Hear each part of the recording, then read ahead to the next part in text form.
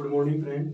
MD study research centre class में आपका स्वागत है। और आज से हम इतिहास के विषय का अध्ययन करेंगे। और सबसे पहले हम ये जानना चाहेंगे कि इतिहास से है ना यूपीएससी पीसीएस, जिसे यूपीएससी जिसे आईएएस जो एग्जाम लेते हैं, यूपीएससी जो कंडक्ट कराती है आईएएस पीसीएस उसके लिए।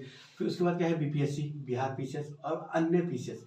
इसमें इतिहास से जो है ना कहाँ कहाँ से क्वेश्चन आता है, ठीक है। इसके बारे में हम सबसे पहले जानेंगे कि किसका वेटेज कितना है, प्री में कितना क्वेश्चन आता है, मेंस में कितना क्वेश्चन आता है और कहाँ से आता है, और हमें प्री के लिए क्या पढ़ना है, मेंस के लिए क्या पढ़ना है, ठीक है। तो सबसे पहले हम ये जानेंगे। तो जो केवल जो है ना जैसे इतिहास है, तो इतिहास जो केवल इतिहास जो है वो प्री में कहाँ से आ रहा है, ठीक है। तो प्री में जो हम इतिहास पढ़ते हैं वो प्राचीन काल और मध्यकाल से क्वेश्चन, और प्राचीन काल जो है उससे संबंधित जो भी क्वेश्चन आएगा। जैसे प्राचीन काल में क्या आता है, हड़प्पा सभ्यता गया, वैदिक काल आ गया, उसके बाद मौर्य आ गया, ये नहीं प्राचीन काल। मध्यकाल में जैसे इस्लामिक सल्तनत काल आ गया, मुगल काल आ गया, तो इसके बारे में इसमें पढ़ते हैं, ठीक है।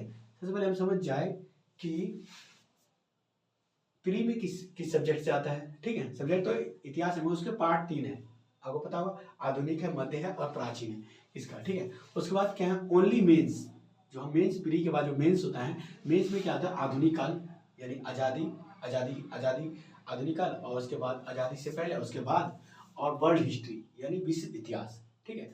और दोनों जो है प्री और मेंस में, तो आधुनिक काल से भी आता है, कला और संस्कृति इनसे आता है, ठीक है। इतिहास के 3 भाग होते हैं, आपको पता है, प्राचीन काल, मध्यकाल और आधुनिक काल। तो हमें प्री जो है, हम प्री के लिए पढ़ते हैं, पर्सनों की संख्या कितनी होती है, 20। पर्सनों की संख्या जो होती है यूपीएससी में, जैसे मैं यूपीएससी को बेस मान के आपको बता रहा हूँ, तो पर्सनों की संख्या कितनी हो जाती है, 20 से 22 क्वेश्चन आता है, ठीक है। 20 से 22 क्वेश्चन आएगा। और प्राचीन इतिहास जो पढ़ते हैं उससे ज़्यादा क्वेश्चन नहीं आता है, और मध्य से ज़्यादा है। सबसे ज़्यादा वेटेज है उसका, तो इसका 10 से 12 क्वेश्चन आता है, किसी आधुनिक काल से आता है, आधुनिक काल से आता है। प्राचीन में देखते 4 आते हैं, मध्यकाल में 2 से 3 आता है। मगर ये नहीं है कि हमें नहीं पढ़ना है, इसको कम पढ़ना है, हमें पूरा सिलेबस के अकॉर्डिंग सारा पढ़ना है, ठीक है। उसके बाद क्या है, इतिहास क्या है। जैसे हम इतिहास पढ़ रहे हैं तो हमें इसके बारे में पता होना चाहिए कि इतिहास होता क्या है, ठीक है। तो पहले तो इतिहास जो है, इतिहास क्या होता है, इति मतलब ऐसा ही, ठीक है। हास मतलब वो घटना घटित, ये तो हम इसको अन्य शब्दों में बोलते हैं। इतिहास क्या है, यानी इतिहास का मतलब क्या होता है, पूर्व में घटी घटनाओं का अध्ययन। पूर्व में घटी घटनाओं का जो अध्ययन हम करते हैं उसे हम क्या बोलते हैं, उसे हमें इतिहास कहते हैं, ठीक है। तो उसे हम क्या इतिहास कहते हैं। और जब भी हमको इतिहास किसी भी मध्यकाल पढ़ रहे हो, प्राचीन काल पढ़ रहे हो या आधुनिक काल पढ़ रहे हो, ठीक है, तो हमें मानव को हमेशा केंद्र में मानना है, ठीक है। मानव में, और उसका उस समय के स्थिति जो था उस पर क्या प्रभाव पड़ता है मानव का, ठीक है। अब वो स्थिति का मानव भी क्या प्रभाव पड़ता है, हमें उसके बारे में जानना पड़ेगा, ठीक है। तो मनोवैज्ञानिक प्राणी, मानव क्या है, मनोवैज्ञानिक प्राणी है, उसका सोच, ठीक है। फिर वो राजनीतिक प्राणी भी है, आर्थिक प्राणी भी, और सामाजिक प्राणी भी है। आपको पता है ना क्या है मानव क्या है, तो आपको हर जगह मिलता है लिखा हुआ, मानव एक सामाजिक प्राणी है, मनोवैज्ञानिक प्राणी है, ठीक है। इतिहास होने के मापदंड, अब हम इतिहास किसे कहेंगे, ये भी क्वेश्चन उठता है, इतिहास है क्या। हमने तो बोल दिया, पूर्व में घटी हुई घटनाओं का अध्ययन, जैसे कल वो घट गया है, क्या वो इतिहास है, हमें इसको जानना पड़ेगा। जो 5000 साल पहले घटा है, क्या वो इतिहास है, मगर वो इतिहास है कि नहीं है। हड़प्पा सभ्यता क्या इतिहास है, वैदिक काल क्या इतिहास है, तो हमें इसके बारे में पढ़ेंगे। तो इसका मापदंड होना चाहिए कि हम इतिहास किसे कहेंगे और इतिहास क्या होना चाहिए, ठीक है। तो इतिहास होने के 2 साक्ष्य उपलब्ध होने चाहिए, ठीक है, तभी हम उसको इतिहास कह सकते हैं। एक क्या होना चाहिए, साहित्यिक जो स्रोत है वो हमें उपलब्ध होना चाहिए। साहित्यिक स्रोत क्या होता है, वो लिखित होता है। साहित्यिक स्रोत क्या होता है, लिखित दस्तावेज है, ठीक है। इसमें धार्मिक स्रोत आ जाएगा, जैसे वेद है, वेद कितने हैं आपको पता होगा, वैसे 4 वेद है, ऋग्वेद, यजुर्वेद, सामवेद, अथर्ववेद। पुराण हो गए, पुराणों की संख्या कितनी है, 18। ये सब अभी जानने के नहीं है, बस आपको ये समझना है साहित्यिक स्रोत होते क्या है, ठीक है।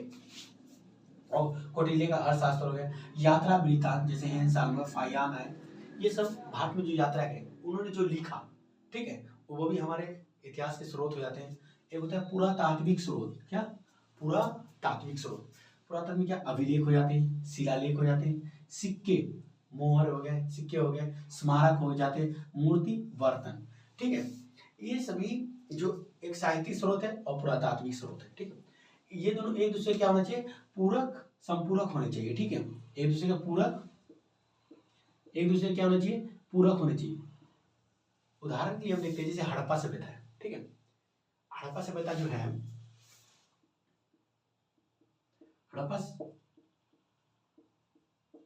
हड़प्पा सभ्यता जो है, तो इसका पता है आपको, जैसे पुरातात्विक स्रोत मिला है, मटके हैं, मृदभांड है, उसके दुर्ग मिले मिले हैं, ठीक है, उसके बाद साहित्यिक स्रोत भी में जैसे लिखित तो नहीं है, मुहर मिले।